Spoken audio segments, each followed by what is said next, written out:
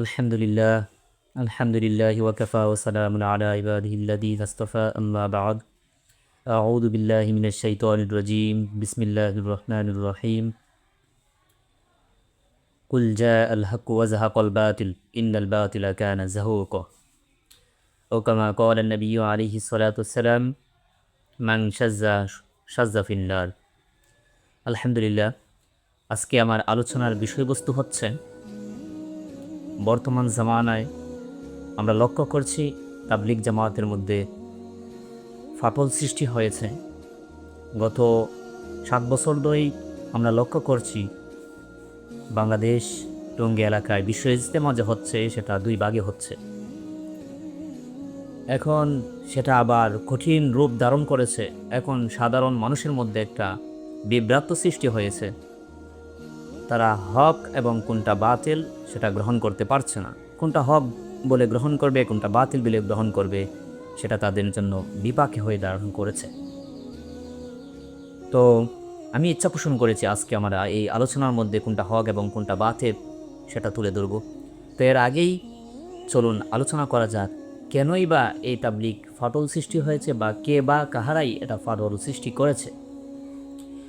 তো এটা জানার জন্য আমাদের ফিরে যেতে হবে আজ থেকে 1400 বছর পূর্বে। আল্লাহ নবী রাসূল সাল্লাল্লাহু আলাইহি ওয়াসাল্লামের জামানায় আল্লাহ রাসূল সাল্লাল্লাহু আলাইহি ওয়াসাল্লাম যখন এসেছিলেন তখন মুসলিম জামাতের মুসলমানদের শত্রুতা ছিল ইয়াহুদি এবং খ্রিস্টানদের সাথে। মুসলমানরা যা করত তার বিপরীত করত খ্রিস্টানরা, ইয়াহুদিরা। মুসলমানদের বিপক্ষে ছিল ইয়াহুদি খ্রিস্টানরা। রাসূল সাল্লাল্লাহু আলাইহি ওয়াসাল্লাম এবং তার সাহাবীদেরকে তাফরিক করার জন্য ইয়াহুদি খ্রিস্টানরা অনেক পায়তারা করেছিল। আমরা জানি হযরত ওমর রাদিয়াল্লাহু তাআলা আনহুকে হত্যা করা সহ এবং এরপরে আরও বিভ্রান্তিকর আলোচনা এবং মুসলমানদের মধ্যে তাফরিক করা, হযরত আয়েশা এবং আলী, হযরত মুয়াবিয়া এবং আলী রাদিয়াল্লাহু তাআলার মধ্যে তাফরিক করা, এটা ইয়াহুদিদের পক্ষ থেকেই হয়েছিল। এরপরে আমরা দেখতে পাই হযরত ইলিয়াস রাহমাতুল্লাহি আলাইহি এর হাতে গড়া তাবলিগ নামে একটা দ্বীনী প্রতিষ্ঠান, সেই প্রতিষ্ঠানকে ধ্বংস করা, সেই প্রতিষ্ঠানকে ফাটল সৃষ্টি করা, এটাও ইয়াহুদিদের পক্ষ থেকেই হয়েছে। ইয়াহুদিরা ভাবল যে মুসলমানরা কেমনে এত দ্রুত অগ্রসর হচ্ছে, তো মুসলমানরা এমনি দ্রুত অগ্রসর হওয়াটাই তাদের সমস্যা সৃষ্টি হয়েছে। তো ইয়াহুদিরা ভাবল যে এই মুসলমানদের মধ্যে ফাটল কিভাবে সৃষ্টি করা যায়। তো তারা লক্ষ্য করলো যে তাবলিগ জামাতের যে এই শুরা কমিটির মধ্যে প্রধান বা কে বা কাহারা এই নেতৃত্ব দিয়ে দেয়, তারা লক্ষ্য করলো বর্তমান মোহাম্মদ সাদ, মৌলানা সাদ যাকে আমরা বলে থাকি বিতর্কিত ব্যক্তি, তাকে তারা বিভিন্ন অর্থের প্রলোভন দেখিয়ে তারা কাবু করে নিতে সক্ষম হয়। তো মৌলানা সাদ হাদাহুল্লাহ উনি এর ফলশ্রুতিতে বিভিন্ন দেশে গিয়ে কোরআন ও হাদিসের বিপক্ষে কথা বলে থাকেন। পাকিস্তানে গিয়ে কোরআন ও হাদিসের বিপক্ষে কথা বলেছেন, মালদ্বীপে গিয়ে কোরআন ও হাদিসের বিপক্ষে কথা বলেছেন, সৌদি আরবে গিয়ে কোরআন ও হাদিসের বিপক্ষে কথা বলেছেন, ইংল্যান্ডে গিয়ে কোরআন ও হাদিসের বিপক্ষে কথা বলেছেন। তো এই কোরআন ও হাদিসের বিপক্ষে কথা বলার মধ্যে সবচাইতে বড় বড় যে সমস্ত কথা, সেই কয়েকটা কথা আমি আপনাদের সম্মুখে তুলে ধরি। তিনি বলেছেন রাসূল সাল্লাল্লাহু আলাইহি ওয়াসাল্লাম সকল স্ত্রীদের ওলিমা করেছেন খেজুর দ্বারা, আর হযরত যায়েনব রাদিয়াল্লাহু তাআলা আনহার ওলিমা করেছেন গোস্ত রুটি দ্বারা। এটা রাসূলের ভুল হয়েছে, নাউযুবিল্লাহি জানে। তিনি আরও বলেছেন আল্লাহ তাআলার হাতে হেদায়েত নেই, কারণ যদি আল্লাহ তাআলার হাতে হেদায়েত থাকতো তাহলে তিনি বিভিন্ন নবী রাসূল প্রেরণ করতেন না। তিনি আরও বলেছেন মক্কা এবং মদিনার পর সবচাইতে উত্তম জায়গা, সবচাইতে মহব্বতের জায়গা হচ্ছে মারকাজে নিজামুদ্দিন। এটাও হচ্ছে কোরআন ও হাদিসের বিপক্ষে অবস্থান, কারণ আমরা জানি মক্কা মদিনার পরে আর উত্তম জায়গা আছে, মুসলমানদের প্রথম কিবলা বাইতুল মুকাদ্দাস আছে। তিনি তাকেও ব্রুকআপ করে বলেছেন যে মারকাজে নিজামুদ্দিন হচ্ছে উত্তম জায়গা।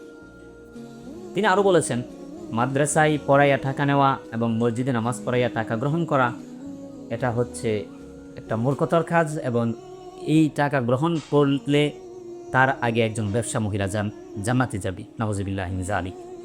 আরও এই সমস্ত বিভ্রান্তিকর বক্তব্য পোষণ করেছেন বিভিন্ন দেশে, বিভিন্ন রাষ্ট্রেই গিয়ে। তো বিভিন্ন দেশ থেকে দারুল উলুম দেওবন্দ, আলেম উলামা গড়ার কারিগর যে প্রতিষ্ঠান দারুল উলুম দেওবন্দ, সেই প্রতিষ্ঠানে বিভিন্ন দেশ থেকে, বিভিন্ন রাষ্ট্র থেকে চিঠি আসে যে আপনাদের হাতে গড়া সন্তান মাওলানা সাদ, তিনি তো আমাদের দেশে এসে এই সমস্ত কোরআন ও হাদিসের বিপক্ষে কথা বলে গেছেন। তো তারা চিঠি, একের পর চিঠি যখন দারুল উলুম দেওবন্দে আসতে থাকলো, দারুল উলুম দেওবন্দের উস্তাদগণ তারা লক্ষ্য করলো কিভাবে এই সমস্যার সমাধান করা যায়। তাই মাওলানা সাদকে তারা ডাকলেন, ডেকে বিভিন্ন পরামর্শ, বিভিন্ন কোরআন ও হাদিসের আলোচনা দ্বারা তাদেরকে বুঝাইলেন, মাওলানা সাদকে বুঝাইলেন। কিন্তু তারা মাওলানা সাদ সেটা একবার দুইবার রুজু হওয়ার পরেও তিনি আবার এই কোরআন ও হাদিসের বিপক্ষে অবস্থান নিয়ে কাজ করে যাচ্ছেন। এক পর্যায়ে দারুল উলুম দেওবন্দের সকল উস্তাদ এবং মুফতি বোর্ডের প্রধান তারা বাধ্য হয়েছেন যে মাওলানা সাদকে অনুসরণ করা নাজায়েজ এবং মাওলানা সাদের অনুসরণ করা যাবে না, এই ফতোয়া দিতে বাধ্য হয়েছেন। এই ফতোয়ার পরে সারা বিশ্বের আহলে হক উলামাই কেরাম তার অনুসরণ করা থেকে বেরিয়ে এসেছেন। আমাদের বাংলাদেশের মহা এক উলামাই কেরামের এক জামাত তার অনুসরণ করা থেকে বেরিয়ে এসেছেন, এবং তারা এই কথা বলতে বাধ্য হয়েছেন মাওলানা সাদ তিনি আমাদের বাংলাদেশের বিশ্ব ইজতেমায় অংশগ্রহণ করতে পারবেন না এবং আসতেও পারবেন না। তো আমরা লক্ষ্য করছি কিছু কয়েকদিন আগে আমাদের বাংলাদেশ, এবং তারা চাচ্ছে যে মাওলানা সাদকে কীভাবে ইজতেমায় আনা যায় এবং দ্বিতীয় পর্বে তারা ইজতেমা করতে পারে।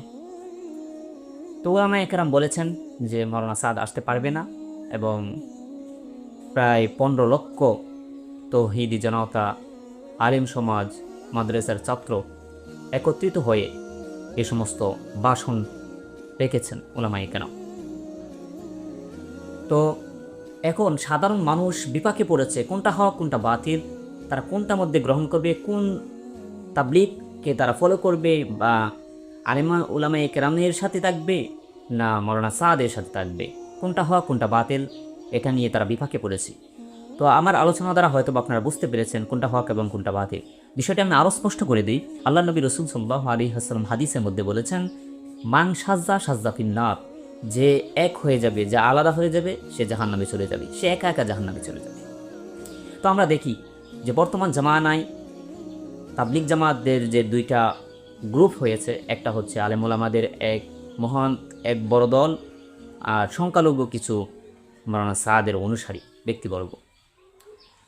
তো এই দৃষ্টিকোণেও আমরা যদি এই হাদিসকে লক্ষ্য করে দেখি যে কোনটা হক কোনটা বাতিল, তো আমরা দেখতে পাই যে উলামায়ে কেরামের দলটাই হচ্ছে হক, কারণ এটা হচ্ছে সংখ্যায় অধিক, আর মাওলানা সাদের অনুসারীদের লোক হচ্ছে সংখ্যায় কম। সুতরাং এই হাদিসকে আমরা লক্ষ্য করে পাচ্ছি যে উলামায়ে কেরামের দলটাই হচ্ছে হক, এবং এটাই হকের পক্ষে। কারণ আল্লাহ রাসূল সাল্লাল্লাহু আলাইহি ওয়াসাল্লাম বলেছেন, যেই দলের মধ্যে উলামায়ে কেরাম বেশি থাকে সেই দলটা হচ্ছে হক, আর যেটা উলামায়ে কেরামের বিপক্ষে অবস্থান করে সেটা হচ্ছে বাতিল। তো আমরা এই আলোচনা দ্বারা স্পষ্ট ভাষায় বুঝতে পারলাম কোনটা হক কোনটা বাতিল। এখন আমাদের করণীয় হচ্ছে আমরা মাওলানা সাদের ব্যাপারে দোয়া করব যেন আল্লাহ তাআলা তাকে হেদায়েত দান করেন, এবং তিনি যে সমস্ত বিভ্রান্তিকর বক্তব্য দিয়েছেন সেই সমস্ত বিভ্রান্তিকর বক্তব্য থেকে রুজু করে আবার এক ও ঐক্যের সাথে মিলেমিশে আবারও যেন আমরা তাবলীগের কাছে সামনে এগিয়ে নিয়ে যেতে পারি, এজন্য আমরা তাদের প্রতি দোয়া করব। আল্লাহ তাআলা আমাদের